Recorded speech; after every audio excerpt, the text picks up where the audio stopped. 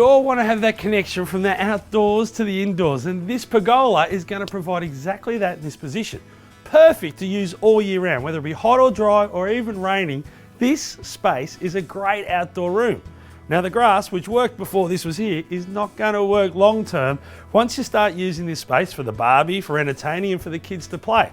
So we're going to take this out, put down a floor that'd look good in the lounge room. After all, this is going to be your outdoor dining. How can we completely transform this area from this to this? And what we're putting on the floor is an Adbri product called Eurostone. Now I love it, and this colour here is called Zurich. The reason why I like it is the paver gets made and then it gets shot blast, which means they take off the top layer of it, exposing the ag and giving it a bit of texture. By exposing the ag, you stop the paver from being just a bland one colour look. You can see all these little black and white flecks in it. That's actually granite that's been exposed.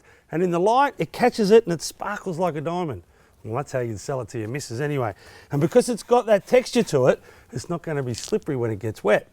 I like the fact that it's a large format paver because in a small courtyard or a little area like we're doing here, there's less lines. So in a little area, it looks bigger with a fewer lines. Now it's got to lay them.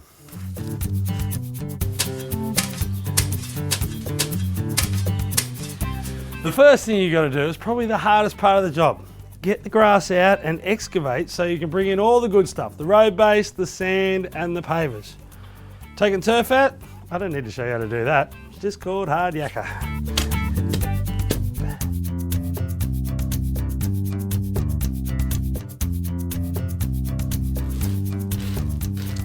When it comes to paving, I've got 3 tips for you. Preparation, preparation and preparation. What you do when you're starting the job will guarantee a better looking job when you're finishing and a longer lasting job. And it all comes down to road base, something that people easily brush over and hardly do. Now what I've got here is roughly about 100 mil of road base.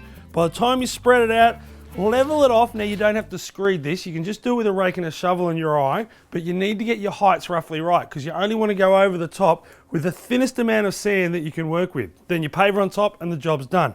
I've got this out, I'm going to hit it with the whacker, and if it's dry, you can dampen it down with a hose. That stops it from throwing up dust. But don't get it too wet, otherwise it'll stick to the bottom of your whacker and drive you nuts.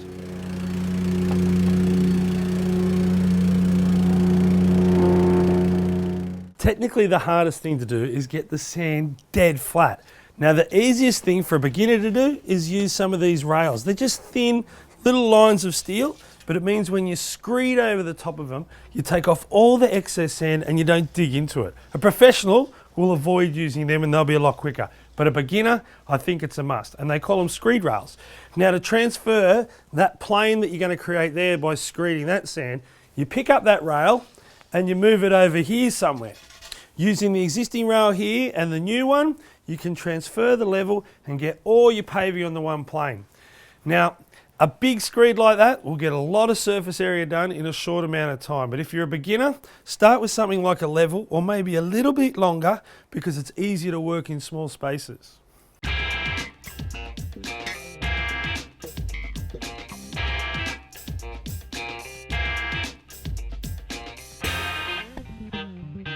And when you screed, if you see little bits like this that don't have any sand in them, just fill them up and screed over them again.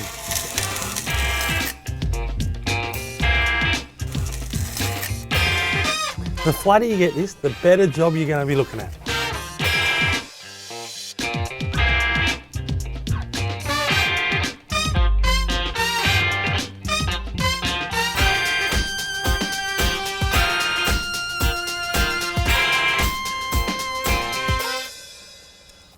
So the first thing I've done is I've laid a header course along the side of the house. Header courses are important because if you end up with small cuts on the outside of your paving, like near the lawn, you don't want them on the edge. They'll move a lot more if they're not framed in by another paver. And it looks nice and finishes the whole job off.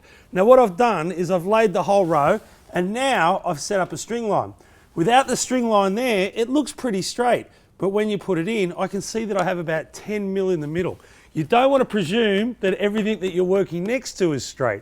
The string line doesn't lie. So just with a simple screwdriver, I can move them out and the 10 mils up against the house. I can fill that with sand cement if I really want to, but sand will be fine and you don't notice it.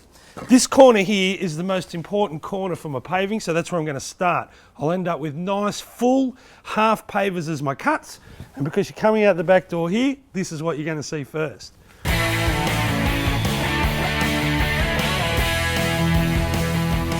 When it comes to laying your pavers, you can tap, tap, tap each one with a mallet if you want, and a job like this will take you all day. Or you can use your shoe and just gently move it out a couple of mil away from the other pavers. You want to aim for a tiny little even gap between every paver. That way the sand can be swept down in between them and your pavers won't rub against each other and chip. It means they can move a little bit and you won't notice it.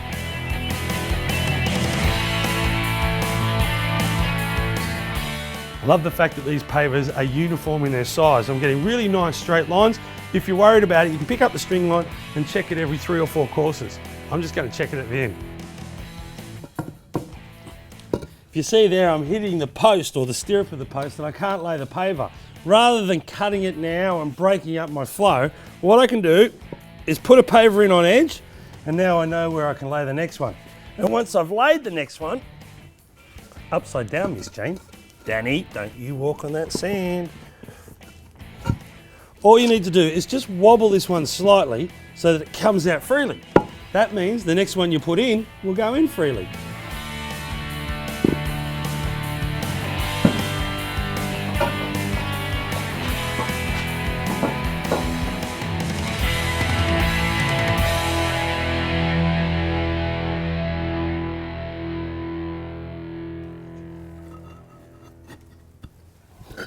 Now I deliberately broke one of the pavers so I could use it as a weight for the string line, and now I'm going to use those breaks in my cuts. What I'm doing here is I'm overlaying. So I'm putting pavers in where the header course is going to go.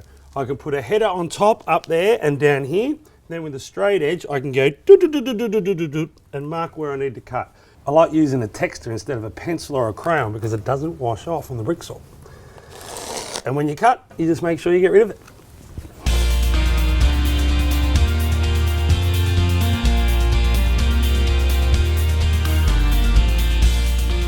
So you can see where I've marked out, and all this excess I need to cut off and get rid of. Now these larger triangles, they're still useful pavers. So even though I said mark them on the side so you know what you're getting rid of. That way you might be able to use these cuts somewhere else in your job.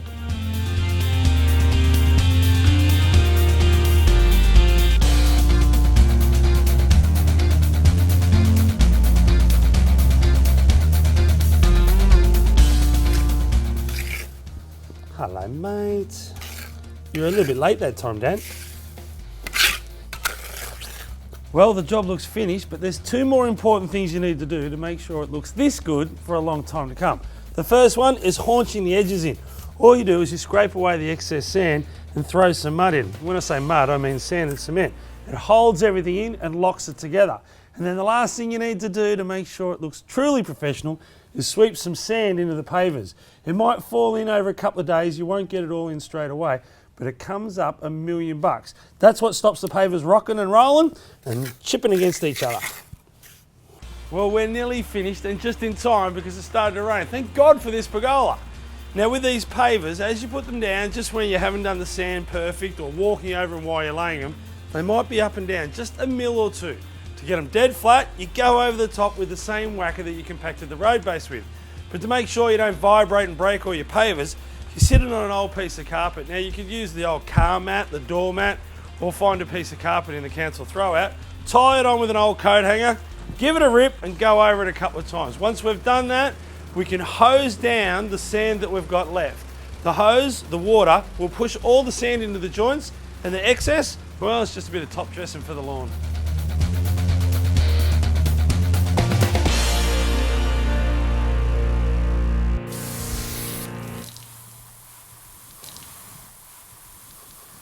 And as soon as you hose it down, it's like unwrapping a Christmas present. Doesn't it come up a treat? You can entertain on this tonight. I guarantee you the family will be out here barbecuing, partying, the kids will be playing, and I'll be long gone.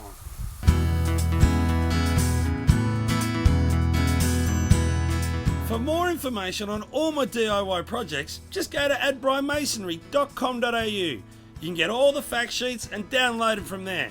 Plus there's heaps of hints and tips and everything you need to know. Check out our inspirations gallery. There's a ton of photos in there, sure to inspire everyone to get out in the garden and tackle a project this weekend.